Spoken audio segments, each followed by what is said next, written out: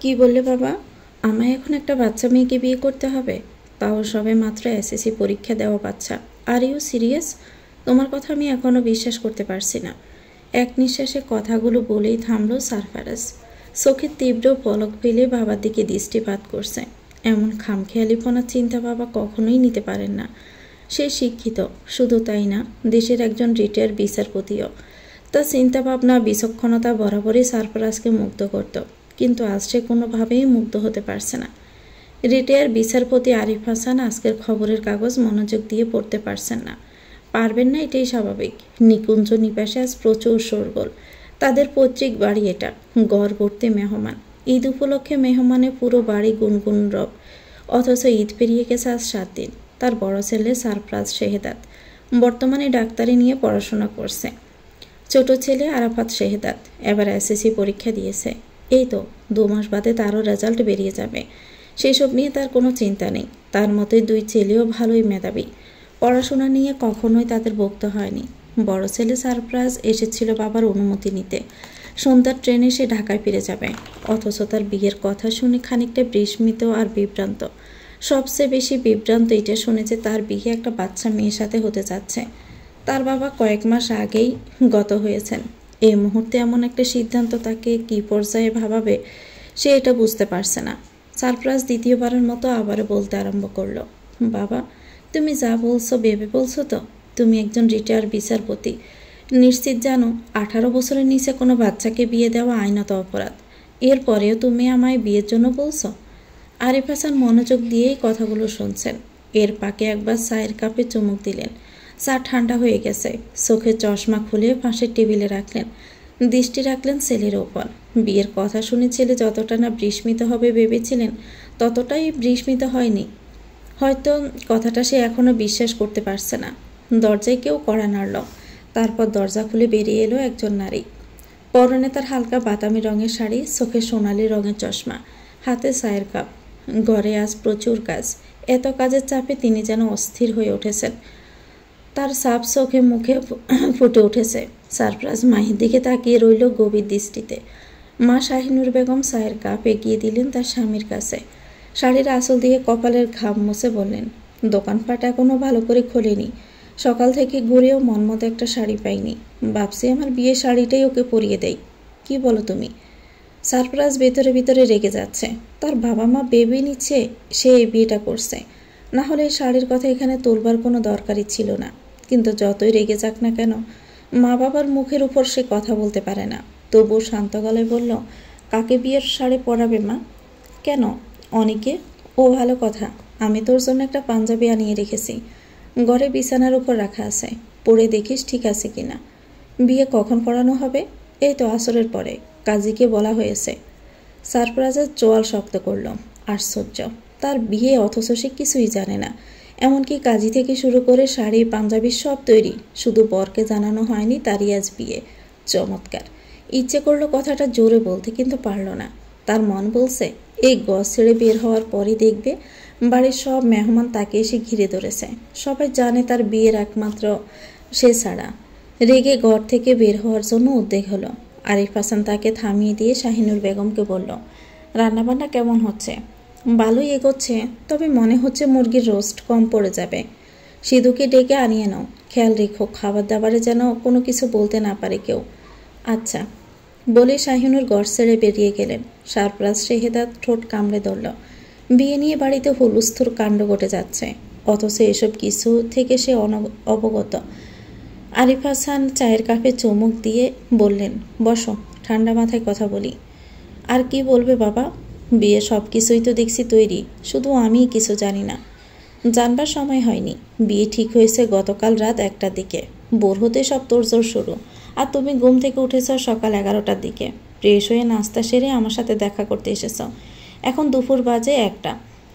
বিস্তৃত এক বর্ণনা দিয়ে সারফরাজের মুখ বন্ধ করে দিল বাবা আরিফ হাসান। আশ্চর্য কিছু না, তার এক কথায় এক ধারালো অস্ত্র লুকিয়ে আছে। সেই কথার জোরে কেউ কিছু বলতেই পারে না। তবুও সারফরাজ বলল, কিন্তু আমায় জিজ্ঞেস তো করতে পারতে একবার। করার মতো তো কিছু ছিল না পারাজ। তোমার পছন্দের কেউ নেই, তুমি এটা 2 দিন আগে আমায় বলেছ। 2 দিনের মধ্যে পছন্দ হয়ে যাবে এমন কোনো মেয়েও আশেপাশে নেই। তাই আমার ধারণা এ বিয়ে হচ্ছে আর তুমি এ বিয়ে করবে, ঠিক তো? তুমি বললে বিষও খেয়ে ফেলব। তুমি জানো আমি তোমার কথার অবাধ্য হই না। তিক্তস্বরে কথাগুলো বলে গজ ছেড়ে বেরিয়ে এলো সারফরাজ। রাগে তার সমস্ত শরীর কাঁপছে। তার দিকে তাকিয়ে চাপা হাসলো চাচাতো যমজ দুই বোন রুদমিলা আর শ্রেয়মী। তারা দুজনই বড্ড সুন্দরী আর দেখতে প্রায় একই রকম। নিজেদের সবসময় একই রকম, তারা আবার সেম পোশাকও পরে। বড় আশ্চর্য। শুধু সে না, তাদের সব ভাই বোনদের মধ্যে এমন দু একজন আশ্চর্য মানুষ থাকবেই। সারপ্রাইজ ব্রু কুচকালো। দুজনের হাসি মুহূর্তেই থেমে গেল। তাদের এই ভাইকে তারা প্রচণ্ড ভয় পায়।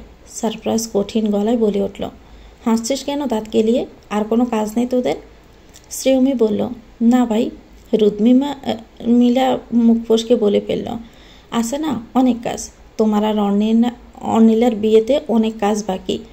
একটু পরে অর্নিলাকে মেহেদি পরানো হবে। আরও কিছু বলার ছিল, শ্রেয়মী গুঁতো দিয়ে তাকে চুপ করিয়ে দিল। ভাইকে দেখে মোটেও মনে হচ্ছে না তিনি খুশি হচ্ছেন। কেমন গম্ভীর করে রেখেছে মুখটা। দু বোন একসাথে পগার পাড়।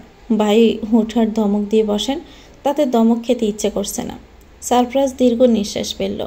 ডাক্তার হতে হলে ধরে রাখা বহুত বড় কাজ। সে খুব ছোট কারণেই রেগে যায়। এভাবে রেগে যাওয়া যাবে না, সামলাতে হবে। ঘরের দিকে পা বাড়ালো। বাড়ি ভর্তি মেহমান। তার চাচা চাচি, চাচাতো 3 ভাই বোন।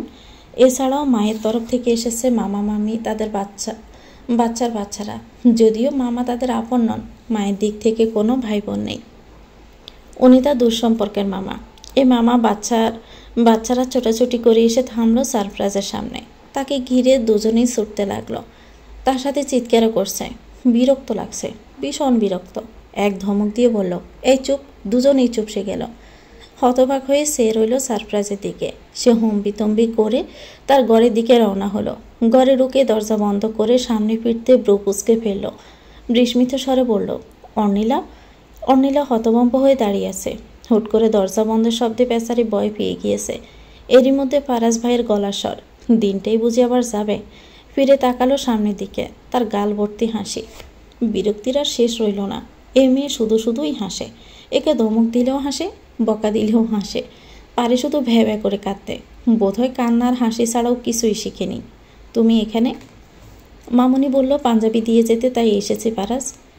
বলেছে আজ আসরের সময় এটা পরে যেতে। আমার আর আপনার আজ বিয়ে। বলে দাঁত বের করে হাসি দিল।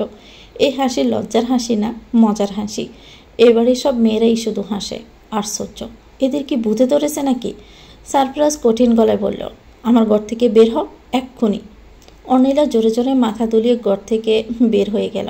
ফারাজ ভাই তুমি থেকে তুইতে চলে গেছে। এর মানেই তার রাগ অতিরিক্ত মাত্রায় বেড়ে গেছে। এই সময় তার সামনে না যাওয়াই ভালো। কিন্তু সে বুঝলো না বিয়ের কথা শুনে ফারাজ ভাই অমন রেগে গেল কেন। ভালোই তো হচ্ছে, তার বিয়ে হচ্ছে, তাও ফারাজ ভাইয়ের সাথে। ইস, কত মজা। মামুনির সাথে এখন সে সারাক্ষণ থাকতে পারবে। এই বাড়িতে ঘুমাতে পারবে, কত মজা। নাচতে নাচতে চলে যাচ্ছে। হঠাৎ এক বিকট আওয়াজে থেমে গেল। ফিরে চাইল ফারাজ ভাইয়ের ঘরের দিকে। ভাই বেশি রেগে গেলে চিৎকার করে, দফাস করে দরজা বন্ধ করে দেয়। এবারও তাই ঘটল। তাতে অর্নিলার কি? সে তো মুখ টিপে হাসল। দুহাত কোমরে রেখে ঘন ঘন নিঃশ্বাস ফেলছে সারপ্রাইজ। এই ফাজি মেয়ের সাথে তার বিয়ে? অসম্ভব। এই মেয়েটিকে তার একদম পছন্দ না। তার ফুফাতো বোন বলতে শুধু এই। তার ফুফাকেও পছন্দ না, আর তার মেয়েকেও না। ফুফুকে দেখেছিল সে ছোটবেলায়। তখন তার বয়স খুব বেশি না, এই 10 কি 12-13 হবে। এই মেয়ে অনি তখন আসতো আর তার সমস্ত খেলনা ভেঙে ফেলত। খুবই বিরক্তিকর। যখন তখন তার জিনিসপত্র ভেঙে ফেলে। তার ঘরে এসেছে মানে কিছু একটা ভাঙবে। ছোটবেলায় তার পছন্দের জিনিস ভাঙত। একটু বড় হতে তার বই খাতা ছেড়ে ফেলত। এবার তো তার প্র্যাকটিক্যাল খাতায় তরকারির ঝোল ফেলে দিয়েছিল। কি অদ্ভুত, তার সব কাজে গন্ডগোল বাঁধায়। এখন বিয়ের পর কি করবে? তার জিনিসপত্র নিয়ে কি ডাক্তার খেলবে? অবশ্য তাই করবে, এছাড়া আর কী ব্যাপারে। দরজায় আবারও কড়া নাড়া শব্দ। রেগে পট করে দরজা খুলে বলল, কে? অতঃপর সে সহজ হলো। শান্ত কণ্ঠে বলল, ও তুই? অর্নিলা কাঁদতে কাঁদতে আরিফ হাসানের সামনে এসে থামল। তাকে দেখতে পেয়ে অস্পষ্ট স্বরে বলল, মামা, ভাই আমাকে শুয়েছে। আরিফ হাসান থমকে দাঁড়ালেন। কি বলল অর্নিলা? শুয়েছে মানে? কেমন ছোঁয়া? অর্নিলার মুখের দিকে তাকিয়ে দেখে বেশ বুঝতে পারলেন কোন ধরনের ছোঁয়ার কথা বলছে। মেয়েটা কাঁদতে কাঁদতে অস্থির হয়ে উঠল। তার চোখ মুখ লাল হয়ে উঠেছে ক্রমশই। থেমে থেমে কাঁদতে কাঁদতে সে অনিলা আবারও বলল, জানো মামা, আমি খুব বারণ করলাম, কিন্তু ভাইয়া শুনল না। আমার জামা ধরে টানাটানি করছিল বলে চিৎকার করে কাঁদতে লাগলো। অনিলা কখনো নিঃশব্দে কাঁদতে পারে না, সবসময় চিৎকার করে কাঁদবে। আরিফ হাসান হতভম্ব। আচমকা বজ্রপাত যেন তার মাথার উপর পড়ল। মনে হচ্ছে তার বুকের ভিতর থেকে কেউ কলিজার টেনে ছিঁড়ে বের করে ফেলেছে। তিনি অনিলাকে জড়িয়ে ধরলেন। ভয়ে মেয়েটা কাঁপছে। কেস হয়েছে? ভাই? কোন ভাই? কারা তো বড় সাহস হলো? ইঙ্গিত কোন দিকে যাচ্ছে সে বয়স বুঝতে পারছে। সারপ্রাইজ বাড়িতে নেই, সে থাকলেও এমন কাজ কখনো করবে না। তাহলে কে? আরাফাত? অসম্ভব, এমন শিক্ষা তার ছেলেকে সে দেয়নি। তবুও কঠিন গলায় জিজ্ঞেস করলো, কে? আরাফাত? অনিলা কান্না থামালো, মাথা দুলিয়ে না করলো। আরিফ হাসানের উথাল পাতাল মন তবুও শান্ত হয়নি। তিনিও হাঁটি গড়ে বসলেন, মাথায় হাত বুলিয়ে বললেন, কান্না করো না মা, তুমি আমায় বলো, এমন বাজে কাজ কে করেছে তোমার সাথে? তাকে আমি শাস্তি দিব। বলো মা, কে করেছে? অনিলা কান্না থামালো, সে হাঁপাচ্ছে। এখন তার ভয় লাগছে না। মামার কাছে থাকলে তার কখনো ভয় লাগে না। দুই হাতে চোখের পানি মুছল, একটু শান্ত হয়ে বলল, নিয়াজ ভাইয়া। আরিফ হাসান চমকে উঠলেন, নিয়াজ? ওই বখাটে ছেলেটা? এদিকে অনিলার কান্নার শব্দে শাহিনুর বেগম আর আরাফাত শেহদাদ ছুটে এলো। আরিফ হাসান অনিলাকে শাহিনুর বেগমের হাতে দিয়ে বেরিয়ে গেলেন। কি ভয়ঙ্কর ঘটনা, কি সাংঘাতিক, কি কুৎসিত! নিয়াজ শিকদার, অনিলা চাচাতো ভাই, 1 নম্বরের বখাটে ছেলে। দিনরাত রাস্তায় রাস্তায় ঘুরবে, নেশাপানি করবে, আর এভাবে মেয়েদের সাথে অসভ্যতামি করবে। না, এ কখনো হয় না। এর একটা সমাধান করাই উচিত। কিছুদিন আগে অনিলার বাবা মারা গেছেন। আজ তার 40 দিন পার হয়েছে। এ কারণে অনিলার চাচা বিশাল এক মিলাদের আয়োজন করেছিলেন। সেখানে আরিফ হাসানের পুরো পরিবার সাথে অনিলারাও উপস্থিত। অনিলা তার নিজের রক্তের নয়, আদরের একমাত্র বোনের একমাত্র মেয়ে। মা বাবা মারা এই মেয়েটার জন্য তার খুব মায়া হয়, তাই তাকে আগলে রাখতে চান। কিন্তু অনিলার আপন চাচাও তাকে নিজের কাছে রাখতে চান। আর তারও 2 ফুফু আছে, একজন সবার বড়, আরেকজন সবার ছোট। তারা এখন অবধি কিছু বলেনি। অনিলা থাকতে চায় তার মামার সাথে। গোলমাল এদিকেই বেঁধেছে। আজ সবাই যখন চাচা ইয়াতিম শিকদারের বাড়িতে মিলাতে ব্যস্ত ছিল, তখনই ওই শয়তান নিয়াজ অনিলার সাথে এমন ঘৃণ্য আচরণ করার সুযোগ পেয়েছে। এমনটাই আরিফ হাসানের ধারণা। কিন্তু এভাবে তো ছাড় দেওয়া যাবে না, এর একটা বিহিত না করলেই নয়। পুরো নাম অনিলা অথই, মা বাবার একমাত্র সন্তান সে। মা মারা গেছে প্রায় 7 বছর হতে চলল। বাবা মারা গেছে এই তো মাস পেরিয়ে গেল। বাবা শামশের শিকদার মারা যাওয়ার আগে মেয়ের কোনো কমতি রাখেননি। বলতে গেলে ভালোই সম্পত্তি আছে তার। নিজের 2টো বাড়ি আছে, যেগুলো ভাড়ায় চলে। ঢাকায় নিজের 3টা ফ্ল্যাট আছে। ভালো ব্যবসা ছিল। মারা যাওয়ার পর সেসব এখন চাচার হাতে। সেখানেই থাক, ওসব নিয়ে অনিলার কোনো মাথা ব্যথা নেই। ওসব ছাড়া যা আছে তার ঢের কম নয়। জমি জমায় আছে নিশ্চয়ই। এছাড়া মামা আছে, বড় ফুফু আছে যিনি বিদেশ থাকেন। ছোট ফুফু থাকেন একান্নবর্তী পরিবার নিয়ে। চাচার অবস্থাও কম ভালো নয়, তবুও যার থাকে বেশি তার চাইও বেশি। তাই তো অনিলার ভাগের অতটুকুর উপরে নজরও তার।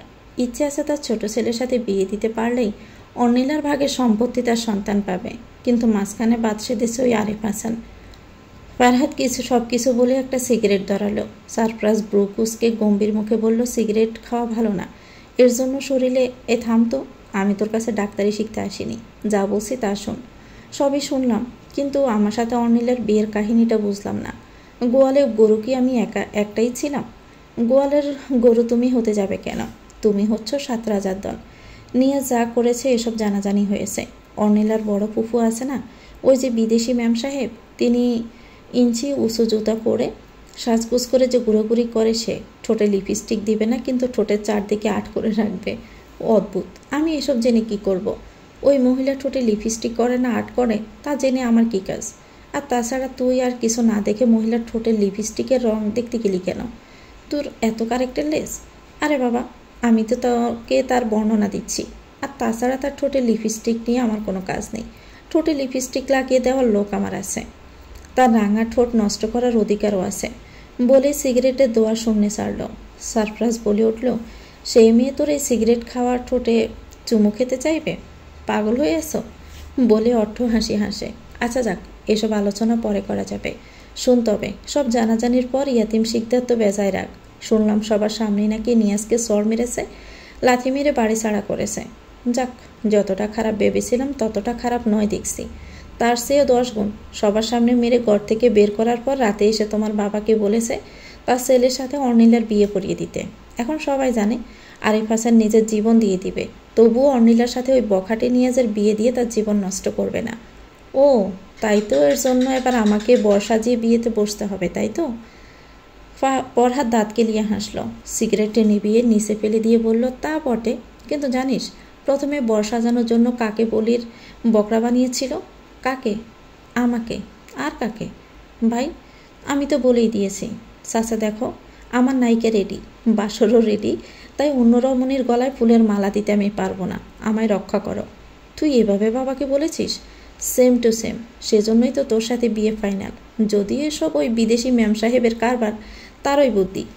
সারফরাজ মাথা দুলিয়ে বলল, ও আচ্ছা। তারপর খানিকক্ষণের জন্য নিশ্চুপ হয়ে কিছু একটা ভাবতে লাগলো। ফরহাদ তার গাড়ে হাত রেখে বলল, আমি আসছি, বিয়ে বাড়িতে অনেক কাজ আছে। আচ্ছা যা, কিন্তু ফরহাদ। হ্যাঁ? তোর মনে হয় না অর্নিলার কোনো সমস্যা আছে? মানে এ বয়সে পুরোপুরি ম্যাচিওর না, এলেও খানিকটা থাকা দরকার, কিন্তু এরকম কিছুই ওর মধ্যে নেই। সবার ম্যাচুরিটি একসাথে আসে না, কারো কারো আসতে সময় লাগে। দেখবি বিয়ের পর হয়তো ম্যাচুরিটি চলে আসছে, তাই না? এসব নিয়ে তোর মাঝে দ্বিধা থাকার কথা নয়, তুই তো ভালোই জানিস। সারফরাজ নিচু স্বরে বলল, হ্যাঁ তা বটে, তবু মেয়েটাকে আমার বাচ্চা বাচ্চা লাগে। তা তো লাগবেই, তোর চেয়ে 7 বছরের ছোট। আর জাউরন চণ্ডী 7 বছর? হ্যাঁ। আচ্ছা তোর ইন্টার্নশিপ কবে? সে তো খুব দেরি, এখনও প্রায় 2 বছর বাকি। আর ইন্টার্নশিপের কথা বলছিস, আগে পাশ করে তো বের হতে দে। তুই আবার কবে থেকে পাশ পেলে চিন্তা করিস? ভুলে যাস না, আমাদের সব ভাই বোনদের মধ্যে তুই বেস্ট।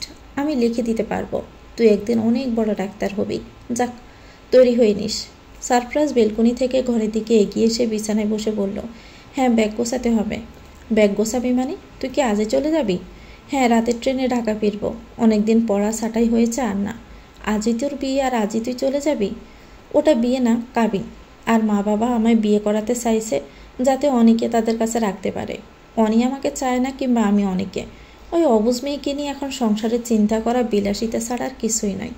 গিয়ে দেখ, বিয়ের কথা শুনে সে নাচছে, কারণ কেউ তাকে বলেছে বিয়ের পর সে এ বাড়ির পার্মানেন্ট থাকতে পারবে। এছাড়া তার আর কি চাই? ফরহাদ কিঞ্চিত পরিমাণ হাসল। তার হাসির কারণে গালে দুটো টোল পড়ল। বাহ, চমৎকার হাসি তার। বলে উঠল, আর কেউ না, আমার জোড়া বোন আছে কি করতে। সারফরাজ তার মুখের দিকে তাকিয়ে হেসে দিল। মনের ভার এখন অনেকটাই কমেছে তার। এতক্ষণ কী কারণে তার মনে এত ভার ছিল সে জানত না, এখন বোধহয় বুঝতে পারছে। একটা অবুঝ মেয়েকে বিয়ে করার মতো বোকা সিদ্ধান্ত। সবাই অনেকে বাঁচানোর চেষ্টা করছে, অথচ কেউ তার কথা ভাবছে না। কি অদ্ভুত, তার অস্তিত্ব সকলে বিলীন করে দিল এক নিমিষেই। অর্নিলার বড় ফুফু দাঁড়িয়ে আরিফ হাসানের ঘরের বাহিরে। বিয়ের সময় গড়িয়ে পড়ছে। দরজায় কড়া নাড়তে স্বয়ং আরিফ হাসান দরজা খুলে দাঁড়ালেন। বিনীত ভঙ্গিতে বললেন, আসেন আপা, ঘরে আসেন। ষাটোর্ধ্ব মহিলা, আরিফ হাসানের চেয়ে বড় না, তবুও তিনি অনেক মান্য করেন তাকে। সে আজ থেকে না, অনেক বছর আগে থেকেই। বড় ফুফু বললেন, না ঘরে বসবো না, বিয়ে শুরু হয়ে যাবে, এই তো কাজী আনতে সিধুকে পাঠিয়েছি। বলেছি বিয়ে পড়ানোর পরেই তো খাওয়া দাওয়া হবে, তাই না? হ্যাঁ আপা, সেই ব্যবস্থা। আপনি রান্নাবান্না দেখে এসেছেন? শিকদার সাহেব পরিবার নিয়ে আসবেন। এছাড়া তো আপনার ছোট বোন, তার পরিবারও আসবে। একটু দেখে নিতেন যদি। এসবের দরকার নেই, শাহিনুরের চেয়ে খাবার দাবারের ব্যবস্থা ভালো কেউ সামলাতে পারবে না। কিন্তু আরিফ, একটা ব্যাপার নিয়ে আমি তোমার সাথে নারাজ। তুমি ওই ইতর ইয়াতিম আর ইতরের ছেলে নিয়াজকে বিয়েতে আসতে কেন বললে? কি দরকার ছিল নিকুঞ্জ নিবাসে এসে বাড়ি নোংরা করার? আরিফ হাসান হাসলেন, বিনয় ভঙ্গিতে বললেন, আপা, নোংরা মানুষের মন কুলুষিত করে শরীর নয়। কিন্তু আপনি নিশ্চিত থাকুন, তাদের পায়ের ধুলো এ বাড়িকে অপবিত্র করতে পারবে না। আমার এই বাড়ি আগে যেমন পবিত্র ছিল, এখনই তাই থাকবে। সারফরাজ রাজি তো বিয়েতে? হ্যাঁ রাজি, তবে বিয়ে পড়ানোর পরে সে ঢাকায় রওনা দিবে, তাকে যেতেই হবে। সে জানি আরিফ, তোমার দুটো ছেলেই বড় ভালো, আমার 2 ভাইয়ের মতো কুলাঙ্গার না।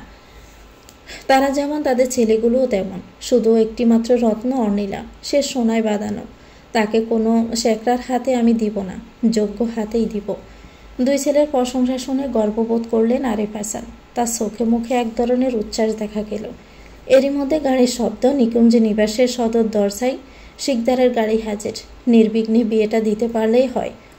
বড় ফুফু কর্কশ গলায় আবারও বলে উঠলেন, এসেছে কুলাঙ্গারের দল। তারপর তার উঁচু উঁচু জুতোর ঠক ঠক আওয়াজে সামনে এগিয়ে গিয়ে বললেন, শোনো আরিফ, তুমি যা করছো এজন্য আমি সারা জীবন তোমার কাছে কৃতজ্ঞ থাকব। আমি আপনার জন্য কিছুই করছি না আপা, যা করছি আমার ছোট বোনের জন্য। তার একমাত্র স্মৃতি আমার মা অর্ণিলা, তাকে দেখে রাখাই আমার দায়িত্ব। স্বস্তির নিঃশ্বাস পেলেন বড় ফুফু। আবারও ঠক ঠক শব্দ, তিনি এগিয়ে যাচ্ছে। ইয়াতিম শিকদার আর তার বড় ছেলে তারেক শিকদার একসাথে বাড়িতে ঢুকল। তারেক শিকদার বড় ফুফুকে দেখতে পেয়ে কদমবুসি করলেন, সাথে সাথে তার বউ সাইমাও। নিয়ে স্পিডপাট সেজে পিছনে এসে দাঁড়ালো। বড় ফুফু চোখ রাঙিয়ে প্রশ্ন করলেন, ভালোই তো সেজে গুজে এসেছিস, লজ্জা শরম কি নাই তোর?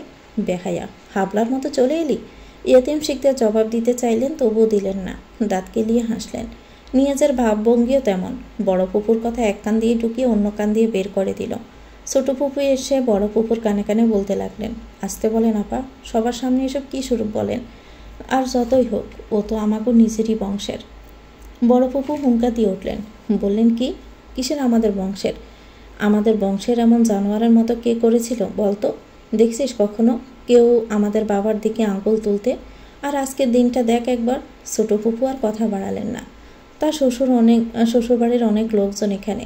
তিনি কিছু বললে বড় ফুপু শান্ত হওয়া তো দূর, আরও গর্জে উঠবেন। তাই কিছু না বলাই ভালো। ইয়াতিম শিকদার এবারও হাসলেন। ভাবছেন হাতে কাদায় পড়লে সামসিকোয়া লাথি মারে। কথাগুলো হজম করা ছাড়া আর কিছু করার নেই তার। নিয়াজের গাড় চেপে ধমকে শুরু বললেন, দাঁড়ায় আছোস কেন বেটা? যা কুদুমবুসি কর পুকুরে। আদব কায়দা সব ভুলে গেছস? বড় ফুপু আবারও বললেন, শুধু আদব কায়দা? এর সাথে সব কিছুই বলেছে, হারামজাদা। বড় ফুপুর আচরণ অত্যন্ত কঠোর। কথায় কথায় গালাগালি করা তার চাই। শুধু তাই নয়, তার সাথে উচিত কথাও বলবেন। গোলমালের শব্দ শুনে আরিফ হাসান ছুটে এলেন। তার পিছন পিছন ফরহাদ, রুদমিলা, শ্রেয়মী সবাই এলো। ফরহাদ শ্রেয়মীর কানে ফিস ফিস করে বলল, এই ঠোঁট আট করা লিপস্টিক ছাড়া মহিলা হঠাৎ এমন চেতছে কেন? শ্রেয়মী ভাইয়ের কানে কানে বলল, আরে নিয়াজ এসেছে তাই এমন চেতেছে। ভালো কাজ, শুধু বকাবকিতে কী লাভ? ঘাট ধরে বের করে দিলেই তো হয়। কথাটা আরিফ হাসানের কানে গেল। তিনি চোখ ঘুরিয়ে ফিরলেন। ফরহাদ অন্যদিকে মুখ সরিয়ে বাঁশি বাজাতে লাগলো। আরিফ হাসান বড় ফুপুকে শান্ত করিয়ে মেহমানদের ভিতরে বসালেন। যতই হোক এখন তাদের বিয়ানের সম্পর্ক, তারা কুটুম, ভুলে গেলে চলবে না। অর্ণিলা তাদের বংশের। কোনো দিন যাতে আঙ্গুল তুলে কিছু বলতে না পারে সেসব প্রাণপণ চেষ্টা করে যাচ্ছেন আরিফ হাসান। শাহিনুর বেগম নিজে ছুটে এসে মেহমানদের ভিতরে নিয়ে গেলেন। ইয়াতিম শিকদার দাঁড়িয়ে গেলেন আরিফ হাসানের সাথে তাচ্ছিল্য স্বরে হেসে হেসে কথা বলতে লাগলেন, কি বিআই সাহেব, এখন আমাদের সম্পর্ক তো এটাই, তাই না? যা বলে আপনার শান্তি। কিন্তু বিআইন সাহেব, আপনি কিন্তু ভালো খেলোয়াড়। যখনই বিয়ের প্রস্তাব আমি দিলাম তখনই কইলেন মাইয়ার বয়স কম, ছোট মানুষ। আর এখন মাইয়া কি ডাঙ্গর হইয়া গেল, একদম বিয়ার লাগ। ছিচি ভাই, এমন বলবেন না। মেয়ে আমার বড় হয় নাই, ছোটই আছে, কিন্তু ওর তো একটা মত আছে। নিয়াজ ওর সাথে যা করেছে এরপর সেই বিয়েতে তার কোনো মত ছিল না। তবে সারফরাজের সাথে বিয়েতে তার অমত নেই। আপনি চাইলে জিজ্ঞেস করতে পারেন। কথা শেষ করতে দেয়নি ইয়াতিম শিকদার। অট্ট হাসি হেসে বললেন, ঠিক কইছেন। কিছু বছর পর আপনার পোলা হইব বড় ডাক্তার, আর আমার পোলা ভাই জাত অশিক্ষিত। থাক অসুবিধা নাই। মানুষের থাকে দুই হাত, ডান হাত আর বাম হাত, এর সাথে থাকে অজুহাত। বলে হাসতে হাসতে ভিতরে চলে গেলেন। আরিফ হাসান অস্বস্তিতে ভুগতে লাগলেন। জলদি জলদি এ বিয়ে মিটে গেলেই সে বেঁচে যায়, না হলে এই লোক একটা হুলস্থুল কাণ্ড করে ছাড়বে। কাজী এসে বসে আছে, ড্রয়িং রুম ভর্তি মানুষ। বিয়ে বাড়িতে গ্যাঞ্জাম বেশি, 10 জনের 10 মত। সারপ্রাইজ তার লাল খয়েরি রঙের পাঞ্জাবি পরে সোফার এক কোণে আড়ষ্ট হয়ে বসে আছে।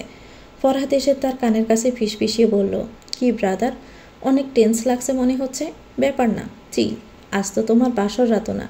সারপ্রাইজ সাভাসরে উত্তর দিল, টেনশন হচ্ছে না, রাগ হচ্ছে। রাগ কমানোর চেষ্টা করছি, তো নার্ভ কাজ করছে না, নার্ভাস হয়ে যাচ্ছি। কারণ কি? সারপ্রাইজ চোখের ইশারা করল। ফরহাদ সামনে তাকিয়ে দেখল নিয়াজকে, সে ফোনের মধ্যেই ঢুকে আছে। সারপ্রাইজ দাঁতে দাঁত চেপে বলল, একে বাড়িতে ঢুকতে দিল কে? তোমার আব্বাজান বরণ করে ঢুকাইছে। উনি দেখলে কি হবে? ওর উপর মানসিক চাপ পড়বে না? না, অর্ণিলার এত কিছু মনে থাকে না। আর এভাবেও এখনও বিয়েতে মশগুল, এসব দিকেও নজর দিবে না। আর আঙ্কেল যখন আনছে নিশ্চিত কোনো চিন্তাভাবনা আছে। সারপ্রাইজ মাথা দোলালো। ফরহাদ যতই বলুক ব্যাপার না, তবুও তার টেনশন হচ্ছে। মনে হচ্ছে অনি ওকে দেখলে শান্ত থাকতে পারবে না। এখন বাচ্চামি যতই থাকুক তার মধ্যে অর্ণিলাকে সাজিয়ে নিয়ে আসা হলো। নিজের মায়ের শাড়িতে অর্ণিলাকে প্রথমবার দেখে খানিকটা হকচকিয়ে গেল সারপ্রাইজ। মনে হলো অনিকে সে প্রথমবার দেখেছে। এর আগে এমনভাবে কখনো দেখেনি। মায়ের লাল রঙের বেনারসিতে অনেককে বেশ মানিয়েছে, কিন্তু বেচারি শাড়ি সামলাতে পারছে না। শাহিনুর বেগম নিজে এসে তাকে বসিয়ে দিলেন সারপ্রাজের পাশে। সারপ্রাজ খানিকটা দূরত্ব রেখে বসলো। আরাফাত ছুটে এসে দাঁড়ালো সোফার পেছনে। সে আর অনি দুজনেই সমবয়সী।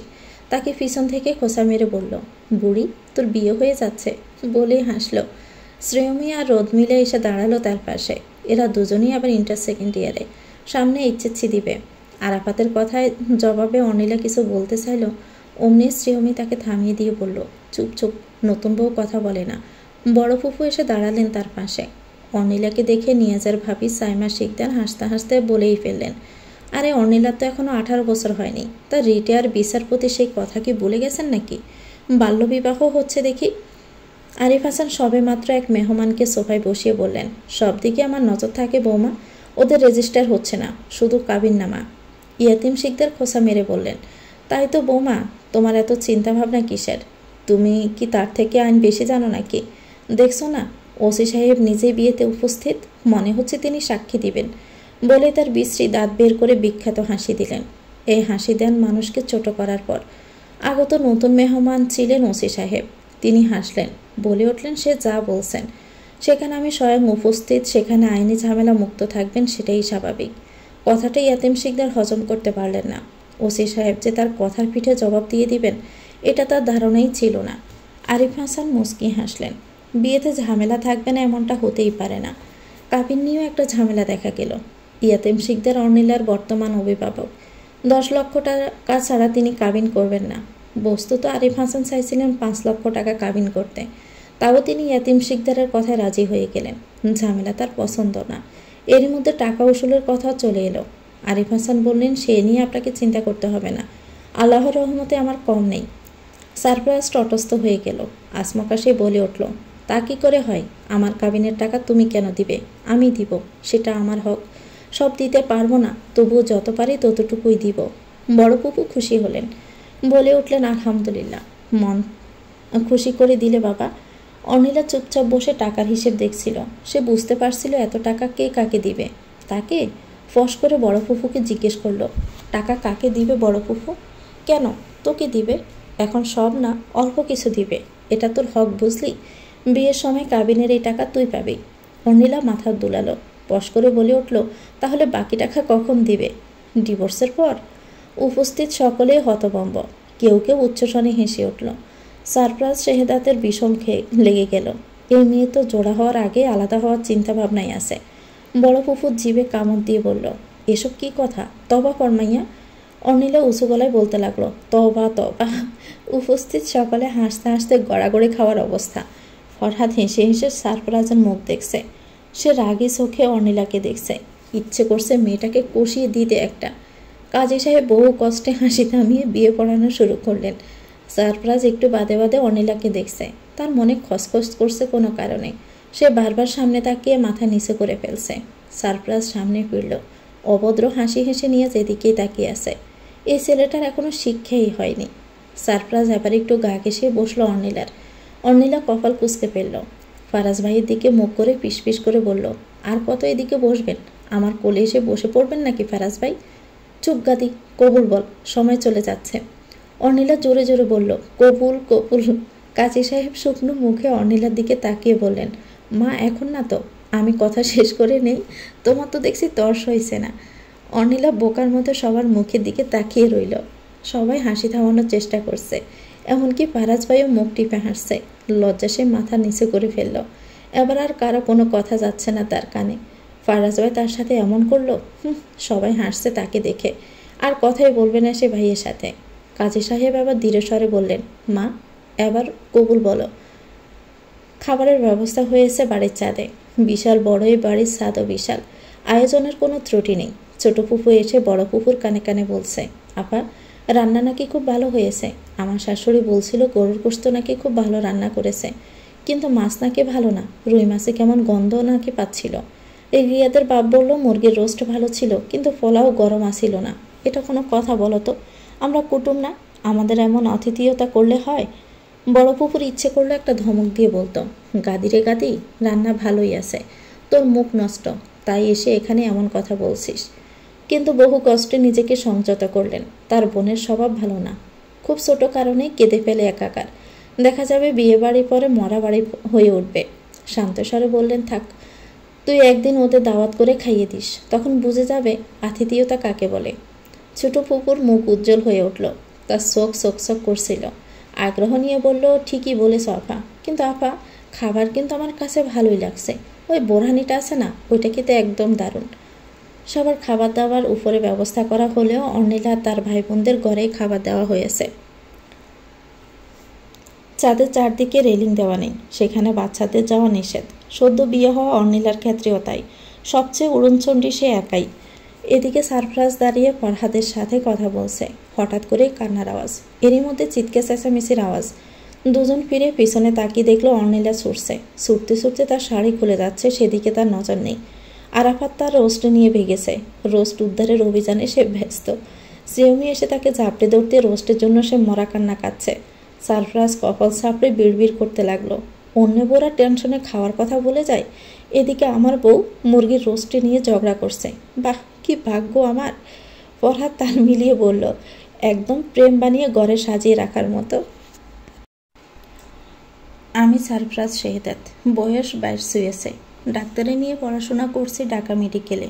ফাঁকা 2 বছর বাদে আমার ইন্টার্নশিপ শুরু হবে, তাই পড়াশোনার ভীষণ চাপ।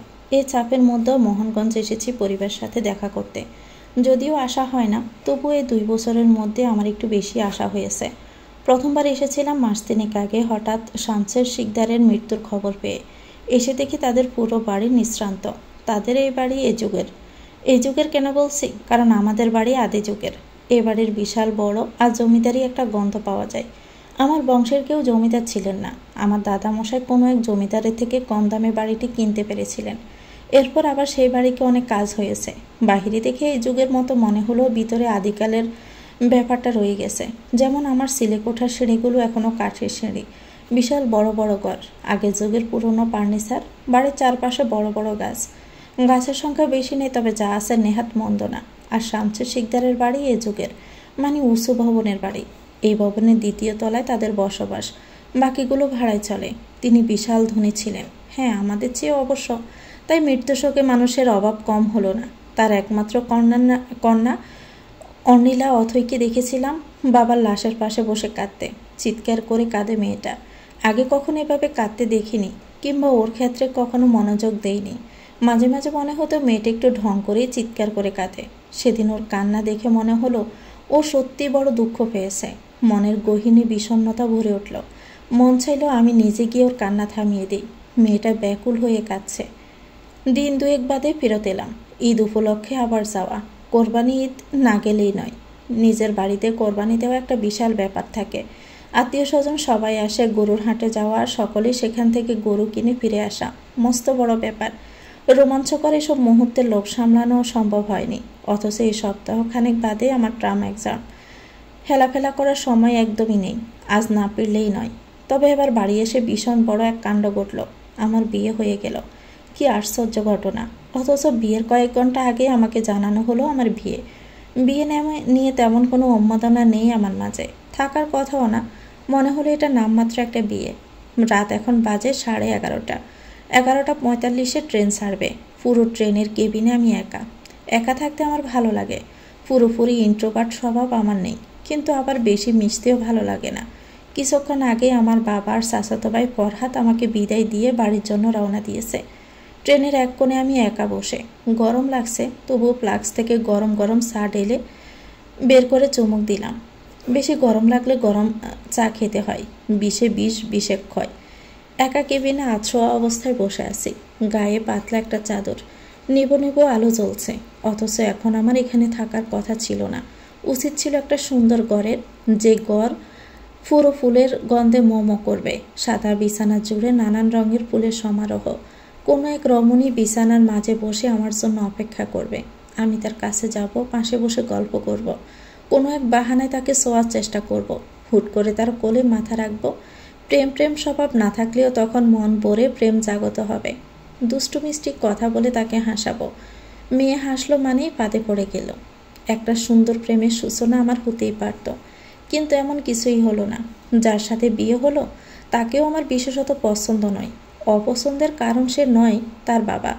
তার বাবার চরিত্র কখনোই ভালো ছিল না। বিভিন্ন নারীর সাথে তার অবৈধ মেলামেশা আর সম্পর্ক। বৃহৎ ধনী হওয়ার যেন এক লাভ। নিজের ফুফুকে কখনো সুখী দেখতে পাইনি। প্রায় দেখতাম আমাদের বাড়িতে এসে মায়ের পাশে বসে কাঁদত। তার কান্না আমার বড্ড পীড়া দিত। কিছুদিন পরপরই ফুফার সাথে ঝগড়া করে ফুফু আমাদের বাসায় এসে আশ্রয় নিতেন। ছোট থেকে আমি ভীষণ লাজুক, অথচ আমার ফুফু কাছে আমি অনেক মিশুকে। ফুফুর সাথে কথা বললে আমার মন ভালো হয়ে যেত। আমার মনে আছে একবার ফুফু হাসতে হাসতে আমায় বলেছিল, শোন বাবা, আমি যদি মরে যাই তাহলে তুই বড় হয়ে আমার মেয়ের দায়ভার নিবি। কথাটা তখন নেহাত আমি বুঝিনি। পেছন ফিরে দেখি অনি একটা খেলনা গাড়ি নিয়ে আরাফাতের সাথে ঝগড়া করছে। আরাফাত হচ্ছে তার চোখের বালি। কোনোদিন তাদের মিশ খায়নি, অথচ দিন শেষে সেই আরাফাতের সাথেই তার অনেক ভাব। সেই ঘটনার পর ফুফু আর একদিনও বাঁচেনি। রাতেই তার মৃত্যুর সংবাদ আমায় নিস্তব্ধ করে দিল। আমার খুব মনে আছে, গড়ির দিকে তাকিয়ে আমি দেখি তখন সবে 1টা বাজে। মা ঘরের আলো জ্বালাতে আমার ঘুম ভেঙে যায়। ছোটো ছোটো কান্নাকাটির আওয়াজ।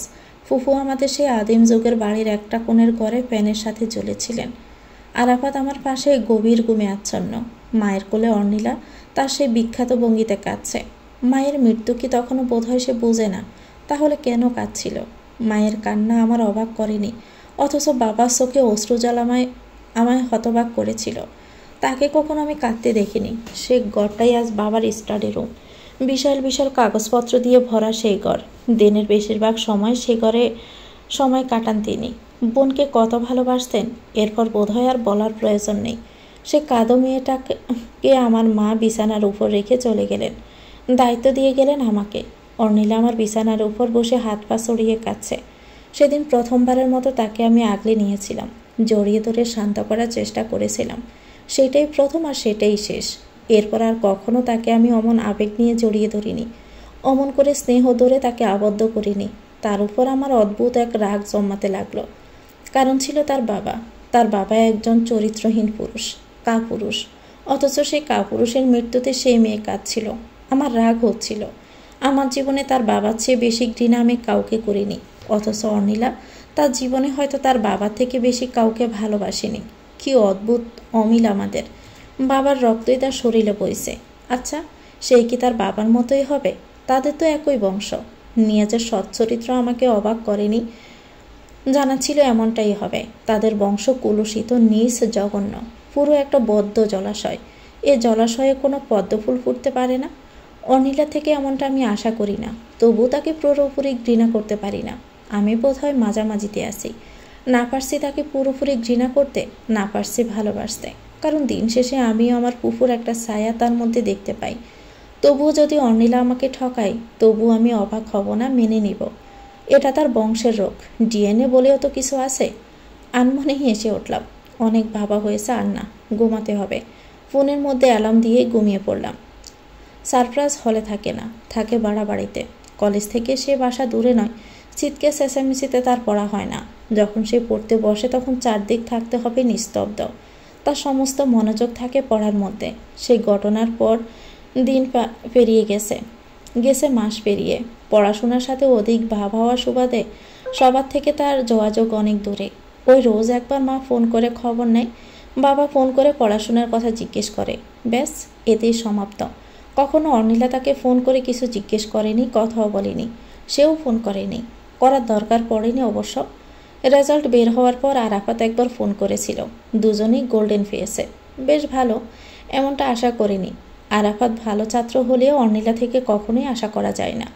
অর্নিলা কমার্সের স্টুডেন্ট আর আরাফাত সায়েন্সের। পড়াশোনার সাথে আরাফাতের যতটা ঘনিষ্ঠতা, ঠিক ততটাই দূরত্ব অর্নিলার সাথে। সারপ্রাইজ তো মুখ বাঁকিয়ে মনে মনেই বলল, এই মেয়ে পেয়েছে গোল্ডেন? নিশ্চিত পাশে কোনো ভালো মেয়ে পড়েছিল, দেখে দেখে লিখে পাশ করেছে। তা নয়তো আর কি। সারপ্রাইজ তো নিশ্চিত ছিল এই মেয়ে ডাব্বা মারবে, নয়তোবা খুব কষ্টে পাশ করবে। তার এই বিরাট অর্জনে সে একটু বেশি বিস্মিত। ভালোই মাস পেরিয়ে যাচ্ছে। সারপ্রাইজের 3য় পেজ শেষে আবার 4র্থ পেজে পদার্পণ। এই তো শেষ বছর। কোনো মতে আবার 1.5টা বছর কাটিয়ে দিতে পারলেই বাসে। ইদানিং পড়াশোনা থেকেও কেমন এক বৃতৃষ্ণা চলে এসেছে। শুভর এ কথা শুনে ব্যঙ্গ করেই হাসল। শাহাদাত তাচ্ছিল্য করেই বলল, বললি বেশ, গ্রেট সারপ্রাইজ, শেহদাতের নাকি পড়াশোনায় বিতৃষ্ণা চলে এসেছে। আয় হায়, এ কী কাণ্ড! দেশবাসী তবে যে এক জ্ঞানীর ছায়া থেকে বিতাড়িত হলো। শাহাদাত অনেক কটূক্তি করে। অট্ট হাসিতে মতে উঠল সে। যোগ দিল শুভ নিচেও। বলে উঠল, দেখবি বেশি দিন আর দূরে নেই, খুব জলদি তুই বড় ডাক্তার হয়ে যাবি, কত বড় সার্জেন্ট, আর আমরা হব তোর চেলাবেলা। আবারও কটাক্ষ। তবুও যতই কটাক্ষ করুক, সারপ্রাইজের আর বন্ধু নেই এই কয়েক ছাড়া। তাদের কথাও সে হেসেই উড়িয়ে দিল। তারা তিনজনই নীলক্ষেত থেকে বই কিনে বের হলো। শাহাদাত তার গাড়ে হাত রেখে বলে উঠল, কি ব্যাপার ব্রাদার, এই না পড়াশোনায় বিতৃষ্ণা চলে এসেছে, এখন দেখি বইপত্র কিনে ফেললি, তোদের চেলাবেলা বানাতে হবে না, তাই তো এই কাজ। শুভ চিকন স্বরে বলল, ওই বিতৃষ্ণা না সাই, বাড়িতে নতুন বউ রেখে এসেছে, ব্যাটার তর্স হইছে না, হয়েছে আমরা সব বুঝি, উত্তেজনায় চেক কর ব্লাড প্রেশার বেড়ে গেল কিনা। সারপ্রাইজ কথা বাড়ালো না। শাহাদাত ফিসফিসিয়ে বলল, কি হলো, চুপসে গেলি যে? কিছু না, আমার একটু ওয়েদার সেন্স দরকার, এছাড়া আর কিছুই না। তাহলে চল, যা বাড়িতে দেখে আয় বউকে। না, মোহনগঞ্জ যাব না, অন্য কোথাও যাই চল, দেখা যাক। আমাদের বেচে সবাই নাকি কোথাও যাওয়ার প্ল্যান করছে, দেখি কি প্ল্যান করে তারা। আমারও গা ম্যাচ ম্যাচ করছে, একটু ট্যুর দেওয়া দরকার। শাহাদাত বললে, এ কথা স্যারকে বললাম, স্যার বলল হাসপাতাল পুরোটা দর্শন করে আসো, মন না বললে মর্গে যাও, মৃতদেহ দেখলে শরীরের আসমকা যে আগুন ধরে যায়, তোমারও তাই হবে। নারীর মৃতদেহ দেখো না বটে, আমি সেটা দেখতে বলিনি। সারপ্রাইজ হেসে উঠল। শুভ হেসে উঠল জোরে। শাহাদাত মাথা চুলকাতে চুলকাতে বলল, স্যার যে আমায় কীভাবে বুঝলাম না। তিন বন্ধু জট পাকিয়ে গেল টিএসসির মোড়ে। দুপুরের খাখা রোদ্দুর, রাস্তাঘাটে তেমন লোকজনের ভিড় নেই। একদল কলেজ ড্রেস পরা মেয়েরা রাস্তার ধারে দিয়ে যাচ্ছে। চোখ পড়ল শহীদ মিনারের দিকে। কয়েক জোড়া ছেলে মেয়ে একসাথে ঘুরছে, মিলেমিশে ছবি তুলছে।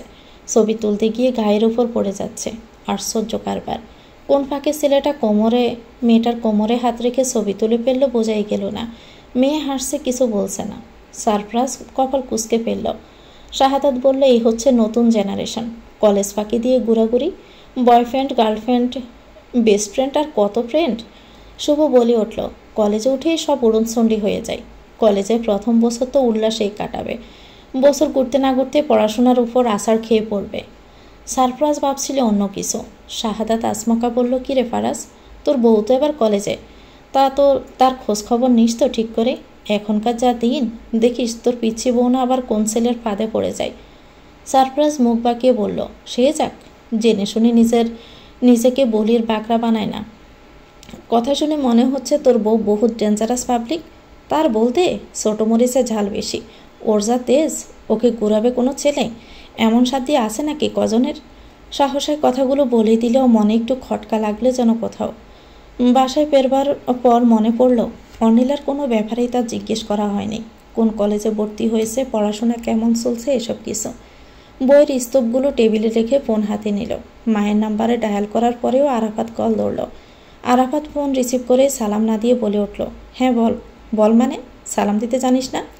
ও, আসসালামু আলাইকুম ভাইয়া, বল এবার কি হয়েছে, খুব ব্যস্ত নাকি?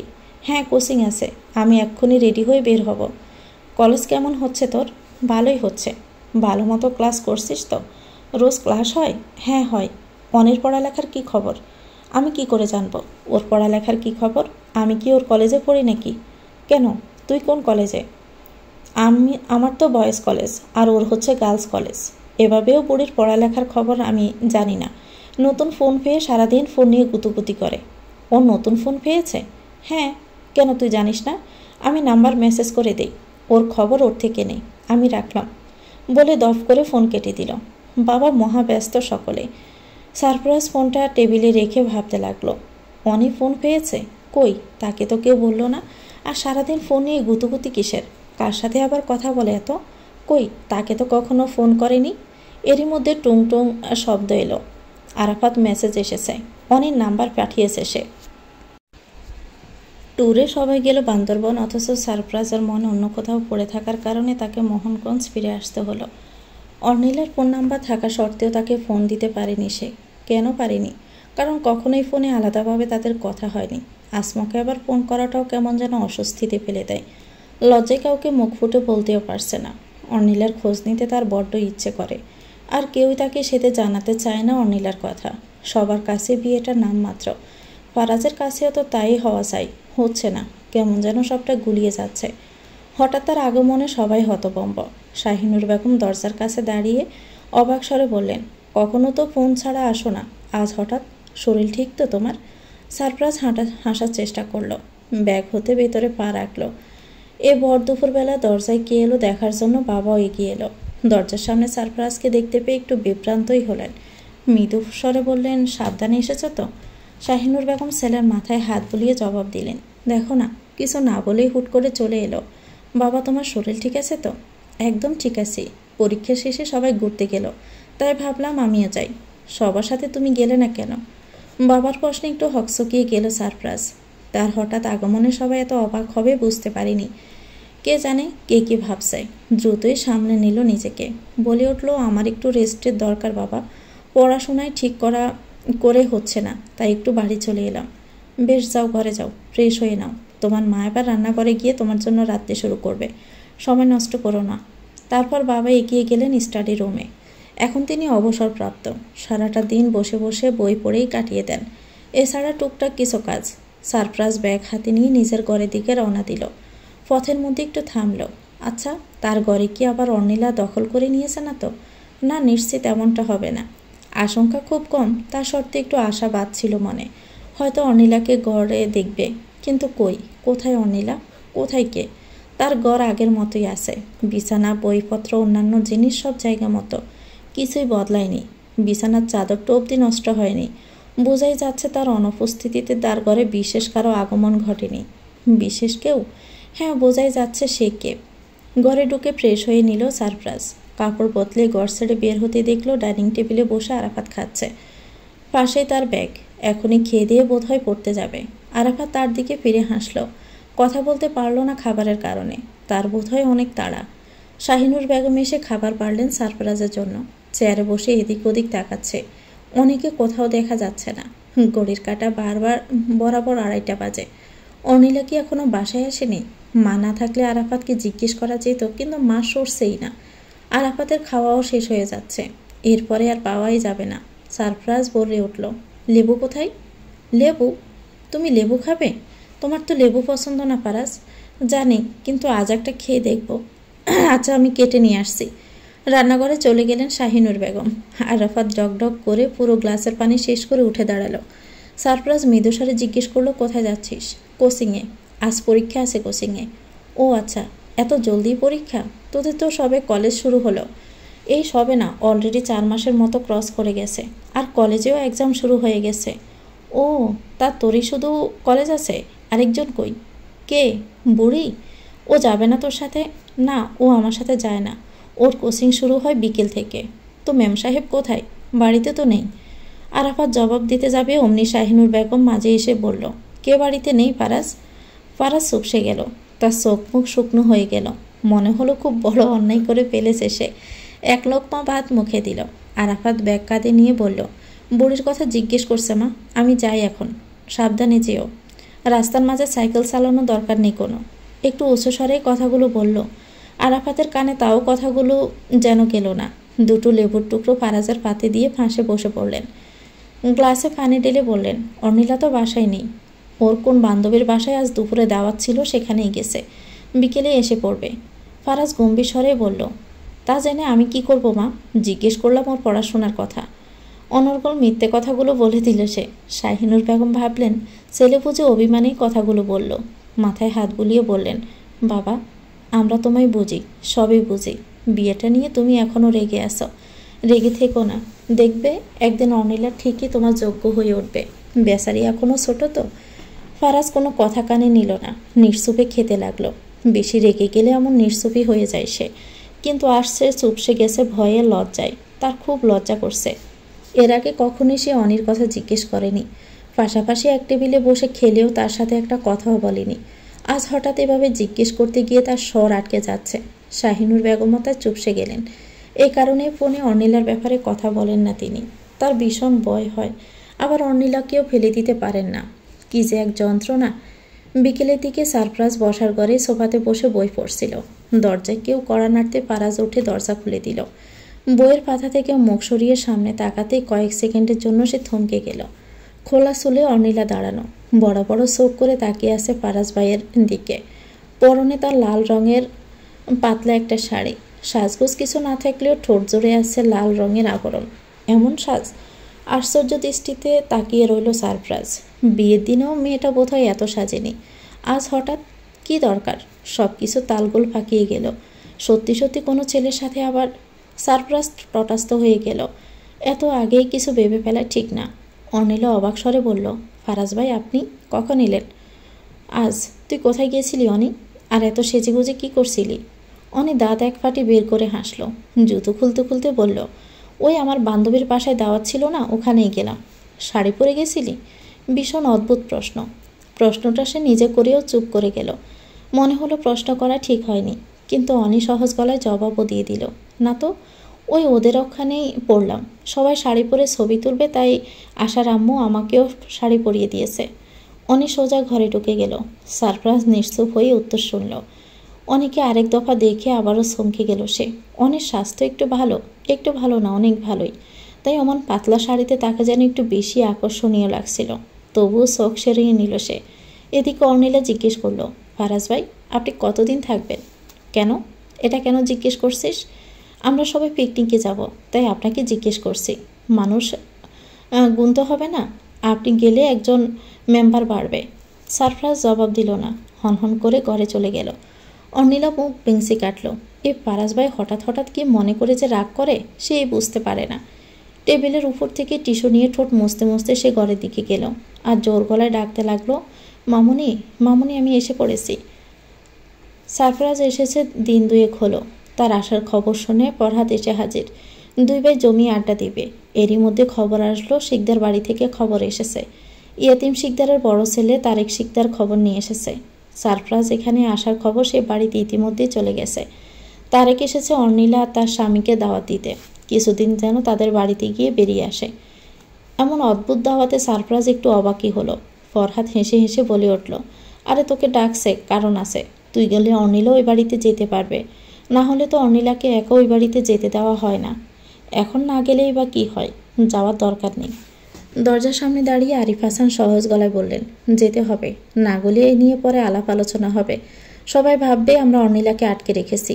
তিল থেকে তাল বানাতে বেশি সময় লাগবে না। আমার কথা তুমি বুঝতে পেরেছো ফারাজ? বাবার মুখের উপর কথা বলল না ফারাজ। ফরহাদ হেসে মিনিয়ে মিনিয়ে বলল, ভালোই তো হলো বেটা, বিয়ের পর তো কোথাও ঘুরতে যেতে পারলি না। দূরে নে, এটাই তোর হানিমুন। এই তুই চুপ করবি? ফরহাদ চুপ করবে কি, মুখ টিপে হাসতে লাগলো। বাবা আসমকাই জিজ্ঞেস করে উঠলেন, কি ব্যাপার ফরহাদ, তুমি হাসছো কেন? কিছু না আঙ্কেল, ওই এমনি। আরিফ হাসান ছোট ছোট চোখ করে কিছুক্ষণ তাকিয়ে বের হয়ে গেলেন। এ ছেলেকে তার পছন্দ আবার পছন্দও না, মাঝে মাঝে বড়দের সামনে বেফাস কথা বলে ফেলে। পরদিন অর্নিলাকে সাথে নিয়ে শিকদার বাড়িতে পৌঁছালো সারপ্রাইজ। তারা আসাতে বাড়ির সকলেই মহা খুশি দেখালো। সাইমা ভাবি এসে অর্নিলার থুতনিতে চুমু খেয়ে আদর করলেন।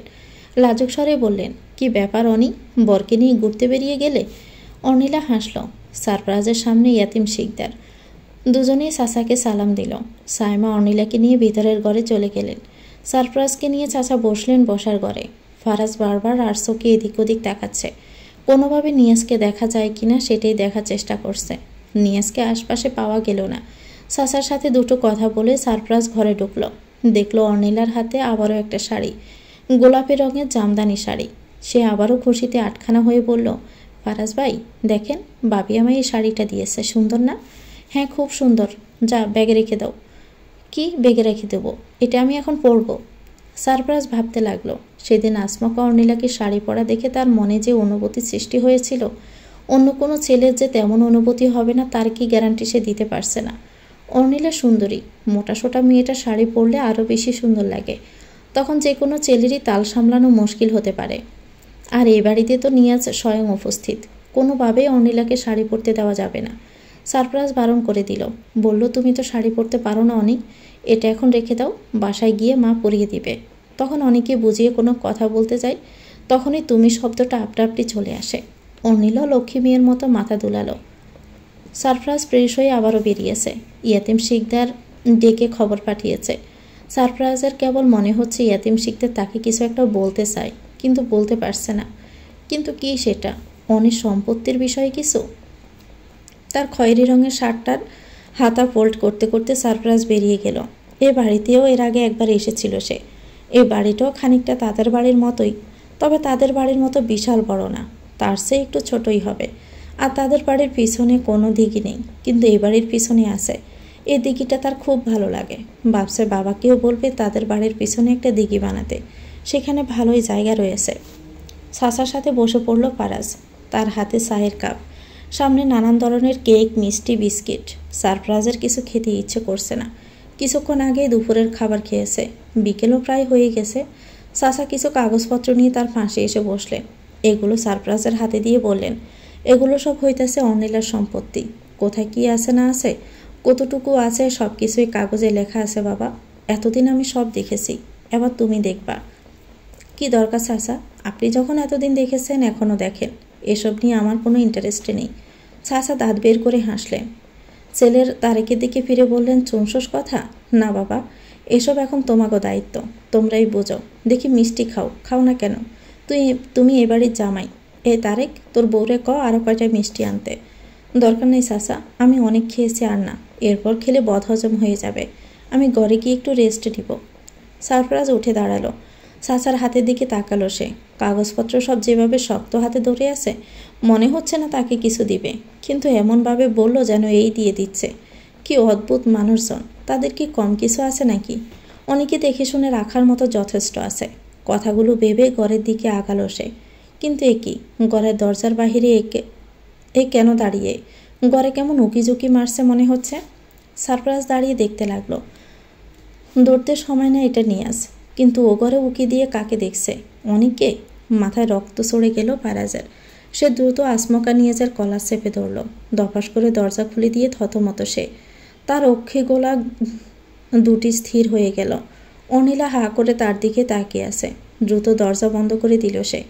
ঘন ঘন শ্বাস ফেলে তাকালো নিয়াজের দিকে। নিয়াজের চোখ মুখ ইতিমধ্যে শুকিয়ে গেছে রাগে। রাগে ফারাজের মাথা ভনভন করছে। কয়েকটা চোটে নিয়াজ ধর্মড়িয়ে বেজেতে পড়ে গেল। ফারাজের ইচ্ছে করলো একটা লাথি মারতে শয়তানটাকে।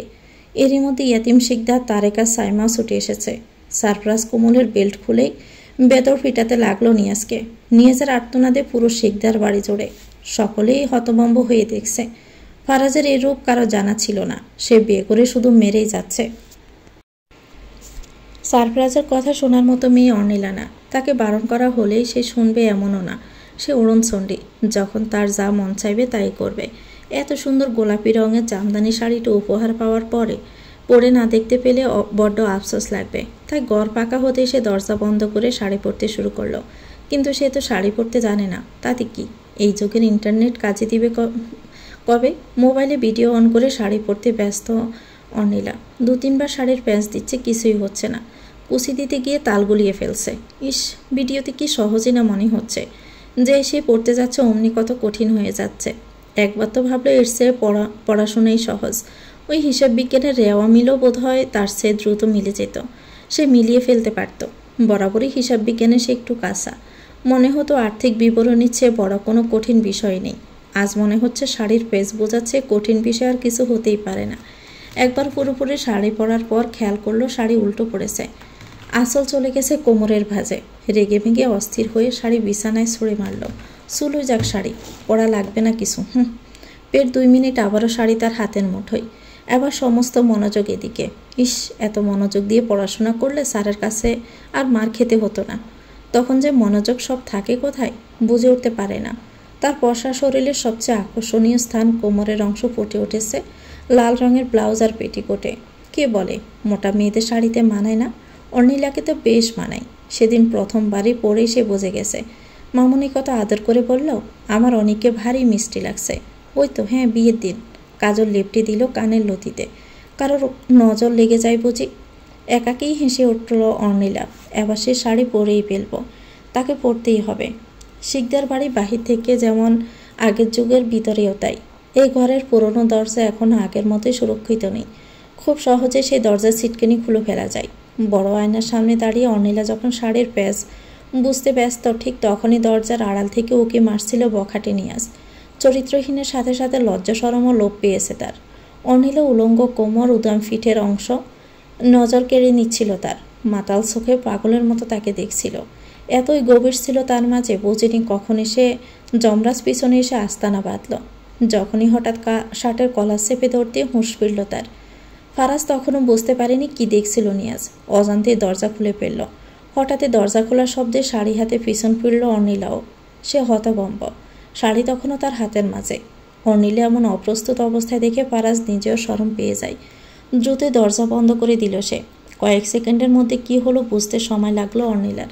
একের পর এক কাণ্ড। বুঝতে পারার পরে কোনো মতো শাড়ি পেঁচিয়ে নিল শরীরে। দরজার কাছে আসতে তটস্থ সে। শরীর তার জমে গেছে। নিয়াজ ভাইয়ের কান্নার আওয়াজ, তার সাথে ফারাজ ভাইয়ের কঠোর স্বর, আমার বউয়ের দিকে নজর দিবি তুই? আমার বউয়ের দিকে? আজ তো তোকে আমি মেরেই ফেলব। শরীর ঝনঝন করে উঠল অর্নিলার। দরজা খুলে বাহিরে কি হচ্ছে দেখার সাহস হলো না তার। এক জায়গায় নিশ্চুপ হয়ে দাঁড়িয়ে রইল খানিকক্ষণ। দস্তাদস্তির শব্দ, হুলস্থুল একটা কাণ্ড বেঁধে গেছে। দরজার আড়াল দিয়ে উঁকি মারল অর্নিলা। তার দম বন্ধ হওয়ার জোগাড়। ফারাজ ভাইয়ের চোখ মুখ রাগে লাল হয়ে গেছে। ঘেমে সে একাকার। শার্টের কয়েকটা বোতাম খোলা। তারেক ভাই কোনোভাবেই ফারাজ ভাইকে আটকে রাখতে পারছে না। হিংস্র বাঘ যেন শিকারকে হাতছাড়া করতে চাইছে না। অর্নিলা শুকনো ডোক গিলল। তার গায়ের লোম সব দাঁড়িয়ে গেছে। শরীর শিওরে উঠল। বাকরুদ্ধ সে। ফারাজ ভাইকে রাখতে দেখেছে, কিন্তু রেগে মারতে কখনো দেখেনি। বরাবরই ভাই রেগে গেলে ঘরে গিয়ে দরজা বন্ধ করে বসে থাকত, কিংবা দু একটা ধমক দিত। এমনকি আরাফাতের সাথেও তাকে মারামারি করতে দেখেনি। সেই ভাই আজ এতটা রেগে আছে। রাগে পড়ছে সারপ্রাইজ। মুখ খুলে শ্বাস নিচ্ছে সে। তারেক পিছন থেকে জড়িয়ে ধরে আছে তাকে। হাতে বেল্ট এখনও শক্ত হাতে। আরেক দফা মারতে পারলে যেন শান্তি মিলত। কতটা সাহস! তার বউয়ের দিকে বাজে নজর দিচ্ছে। তার ঘরে লুকিয়ে উকি মারছে জঘন্য। বলতেও লজ্জা লাগছে তার। তারেক ছেড়ে দিল ফারাজকে, তবুও নড়ছে না। মনে হচ্ছে ফারাজ দ্বিতীয় দফায় আবারও শুরু করবে। হাতের বুড়ো আঙ্গুল দিয়ে কপালের ঘাম মুছে দরজার দিকে তাকালো। হকচকিয়ে গেল অর্নিলার। মনে হলো ফারাজ ভাই তাকিয়ে দেখছে। সে চমকে উঠল। ফারাজ ভাই তো এদিকেই আসছে। পিছিয়ে গেল দু পা। দপ করে দরজা খুলে ফারাজ ভাই শক্ত করে তার পাহু চেপে ধরল। কেঁপে উঠল অর্নিলা। এমনটা আগে কখনো হয়নি। দ্রুত ঘরের বাহিরে এসে পড়ল। বিধ্বস্ত অবস্থায় নিয়াজ পড়ে আছে চাচার কোলে। চাচা যেন রাগে চুপসে গেছে। সামিয়া ভাবি দূরে এক কোনায় দাঁড়িয়ে আছে। ঘটনাটা সে নিতে পারছে না। তাদের বাড়িতে এসে তাদের ঘরেই তার দেওরকে এভাবে মারল। নিয়াজের চোখ মুখ ফুলে উঠেছে। গাল কেটে রক্ত পড়ছে। ঠোঁটের কাছেও কাটা। মুখ খুলে শ্বাস নিচ্ছে সে। আদো আদো চোখে তাকালো ফারাজের দিকে। ফারাজ তার দিকে তাকিয়ে আঙ্গুল তুলে বলে উঠল, এরপর আমার বউয়ের দিকে তাকালে তো চোখ তুলে ফেলবো, মনে রাখিস। কথাটা বলা অবধি আর এক বিন্দু এখানে থাকবে না। বেল্ট ছুঁড়ে মারল মেঝের দিকে। অর্নিলার হাত চেপে বেরিয়ে এলো শিকদার বাড়ি থেকে। অর্নিলা চুপচাপ চলে এলো, কোনো শব্দ করলো না। মুখ ফুটে একটা কথাও বের হলো না। এই প্রথম ফারাজ ভাইকে তার এত ভয় লাগছে। গাড়িতে এসে বসলো তারা। গাড়ির ড্রাইভার হম্বিতম্বি করে ছুটে এলো। দূরে কোথাও বুঝি চা খাচ্ছিল। সারপ্রাইজ মৃদুস্বরে বলল, বাসায় চলো। ড্রাইভার গাড়ি চালাতে শুরু করলো। গাড়ির এক কোণে ফারাজ ভাই আর অন্য কোণে অর্নিলা। কোনো মতে পেছানো শাড়ি পরেই এসেছে সে। এক কোণে জড়সড় হয়ে বসে আছে। মন বলছে বাসায় যাওয়ার পর ফারাজ ভাই তাকেও একদম ফিটাবে। যা হয়েছে সবই শাড়ির জন্য। মানা করেছিল তো শাড়ি পরতে, কেন যে পাগলামি করে পড়তে গেল। প্রাণ আসে আর যায়। কান্না চেপে রাখতে পারল না সে। ফিরে তাকালো ফারাজ ভাইয়ের দিকে। রক্তবর্ণ দৃষ্টিতে ভাইয়া এদিকে চেয়ে আছে। প্রথমবারের মতো অর্নিলা নিশ্চুপ হয়ে কাঁদতে লাগলো। এই প্রথমবার সে নিশ্চুপে কান্না শিখল। শিকদার বাড়ির হাল মোটেও ভালো না। গরম পরিবেশ, এখনও গরম। পরিস্থিতি নিয়ন্ত্রণে নেই। তাদের বাড়ির কাজের লোকের সংখ্যা নেহাত কম না। নিয়াজ যে সবার সামনে সারপ্রাইজের সামনে মার খেলো, এটা সবাই দেখেছে। কানাঘুষো চলছে। ডাক্তারকে বাড়িতে নিয়ে আসা হয়েছে। নিয়াজের চোখ, গাল, ঠোঁটে মেডিসিন দেওয়া হয়েছে। গায়ে শার্ট খুলতে দেখা গেল পিঠে দাগ বসে গেছে। শুধু দাগ তাই না, একদম পূর্ণ বেল্টের ছাপ। মাপ দিলেও 1 ইঞ্চি কম হবে না। একটা জানোয়ারকে এভাবে মারে না, যেভাবে তার ছেলেকে মেরেছে। এর প্রতিশোধ সে না নিয়ে থাকবে? অবশ্যই নেবে। তার নাম ইয়াতিম শিকদার। এত সহজে ছেড়ে সে দিবে না, কখনোই না। আরিফ হাসান বাসায় ছিলেন না। শাহিনুর বেগমও বিকেলের দিকে একটু বের হয়েছেন। আরাফাত সবে বাহির থেকে এসে সোফায় বসলো। টিভি ছাড়ার উদ্দেশ্যে রিমোট খুঁজতে লাগলো। এরই মধ্যে দেখলো হঠাৎ সিধু ছোটাছুটি করছে। সিধু তাদের বাসায় কাজ করে। বাজার করা থেকে শুরু করে বাগানে পানি দেওয়া, গাড়ি দেওয়া, অনেক কাজই এই ছেলেটা একা করে। কাজের ছেলে একটা। সিধু ছুটে এসে বলল, বড় ভাই আইছে। বড় ভাই মানে? ফারাজ ভাই? তারা না দাওয়াতে গেল 2 দিন থাকার কথা, এত 2 ঘন্টার মধ্যে ফেরত চলে এলো। বলতে বলতে দেখলো ফারাজ দরজার সামনে দাঁড়িয়ে। আরাফাত গাবে গেল। ভাইকে দেখে মনে হচ্ছে ভীষণ চটে গেছে। তার ভাইয়ের রাগ যতই থাকুক তা কন্ট্রোল করার ধৈর্য আছে। আজ তো মনে হচ্ছে সব ধৈর্যের বাহিরে। অর্নিলাকে হাত ধরে টেনে নিয়ে সোজা ঘরে ঢুকলো সারপ্রাইজ। আরাফাত রীতিমতো চমকে উঠল। কিছু বলার জন্য এগিয়ে যাওয়ার আগে দপ করে দরজা বন্ধ করে দিল। সিধু বয়ার্ত কণ্ঠে বলল, বড় ভাই তো খুব রাইগে গেছে। সিধু, আমার ফোন দেখো সোফার উপরে, এখনই দাও, মাকে ফোন করতে হবে, ভাইয়া খুব রেগে গেছে। অর্নিলা জড়সড় হয়ে দাঁড়িয়ে আছে। তার সামনে ফারাজ ভাই। সময়ের সাথে সাথে মানুষের রাগ কমে, কিন্তু এখানে মনে হচ্ছে ফারাজ ভাইয়ের রাগ বেড়ে যাচ্ছে। শক্ত গলায় ফারাজ ভাই বলে উঠল, তোকে না বলেছিলাম না শাড়ি পরার দরকার নাই, তাও কেন শাড়ি পরতে গেলি তুই? ফারাজ ভাইয়ের কথায় জবাব না দিয়ে শব্দ করে কেঁদে উঠল অর্নিলা। সারপ্রাইজ এক ধমক দিতে আবার চুপসে গেল। চুপ, একদম চুপ, ভেবে করে কাঁদবি না আমার সামনে। এর ঢঙ্গি আমার বাবার সামনে কর, আমার সামনে না। অর্নিলা কাঁদো কাঁদো স্বরে বলে উঠল, ফারাজ ভাই আমি তো কি আমি হ্যাঁ কি আমি দরজা বন্ধ করতে জানিস না? আমি তো দরজা বন্ধ করেছিলাম ফারাজ ভাই, কিন্তু কেমনি যে খুলে গেল। চুপ, একদম চুপ, মুখে মুখে আরেকবার তর্ক করলে না, বলে হাত উঠালো সে। অর্নিলা ভয়ে চোখ বন্ধ করে মুখ সরিয়ে নিল, হাত মুঠোয় নিল শাড়িটা। সারপ্রাইজ বহু কষ্টে নিজেকে থামালো। না, এটা পুরুষত্ব না। বইয়ের গায়ে হাত তুললেই নিজেকে পুরুষত্ব জাহির করা যায় না। দপ করে পরপর দুটো আওয়াজ হলো। ভয়ে চোখ মিলে তাকালো না অর্নিলা। কিছুক্ষণ পর তাকিয়ে দেখলো আয়না ভেঙে চুড়ে মেঝেতে পড়ে আছে। ভাইয়ের ড্রেসিং টেবিলের আয়না ভেঙে ফেলেছে, দরজা খুলে বাহিরেও চলে গেছে। তার আবার ভীষণ ভয় লাগছে। চিৎকার করে কেঁদে উঠল সে। দপ করে মেঝেতে বসে পড়ে কাঁদতে লাগলো। বেসামাল হয়ে নিচে কাছের টুকরোগুলো হাত কেটে গেল। রক্ত পড়ছে গড়িয়ে। কান্নার রেশ আরও বেড়ে গেল। আরাফাত আর শাহিনুর বেগম ছুটে এলেন সারপ্রাইজের ঘরের কাছে। বিধ্বস্ত অবস্থায় অর্নিলাকে দেখতে পেয়ে দুজনেই হতভম্ব। শাহিনুর বেগম ছুটে এসে অর্নিলাকে বুকে জড়িয়ে নিল। অর্নিলা কাঁদতে কাঁদতে বলল, আমি কিছু করি নাই মামনি, আমি কিচ্ছু করি নাই। তো ভিউয়ার্স, গল্পটির নাম হচ্ছে চৈত্রের রাঙায় রচিত প্রণয়। লিখেছেন মিমি মুস্কান। এটা গল্পের প্রথম অংশ। পরবর্তী অংশ পেতে চ্যানেলটিকে সাবস্ক্রাইব করে আমাদের সাথে থাকবেন। ভিডিও ভালো লাগলে একটি লাইক দিয়ে দিবেন, কমেন্ট করে জানাবেন কেমন লেগেছে। আল্লাহ হাফেজ, আসসালামু আলাইকুম।